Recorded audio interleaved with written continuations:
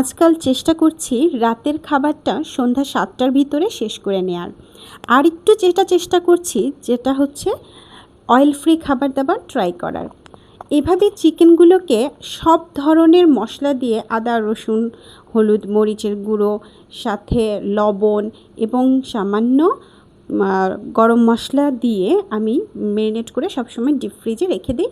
আমার প্রয়োজন মতো বের করে এটা জাস্ট ফ্রাই প্যানে বা যেকোনো তাওয়ার উপরে দিয়ে এক পাশটা বেশ একটু পোড়ানো মতো করে নিয়ে সেখানে মশলা মেরিনেট করার যে পানিটা থাকে ওটা দিয়ে ঢাকা বসিয়ে দিই। আর এই ফাঁকে আমি সালাদের জন্য শসা কেটে নিয়েছি আর আমগুলোকে কেটে নিয়েছি। আসলে মৌসুমি ফল না খেয়ে পারি না, তাই।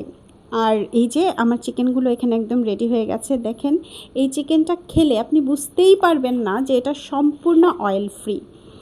এই যে আমি এখানে কোনো ধরনের গ্রেভিটা রাখি নাই, কারণ আমার আসলে আমি তো ভাত দিয়ে মেখে খাবো না, তাই ওইভাবে আমার গ্রেভির প্রয়োজনও নাই। আম খাওয়ার জন্য এই যে একটা টেকনিক, আপনারা এটা সবাই জানেন, চিয়া পুডিং আর এই টক দই, এখানে আম আর হচ্ছে জাস্ট চিয়া সিড।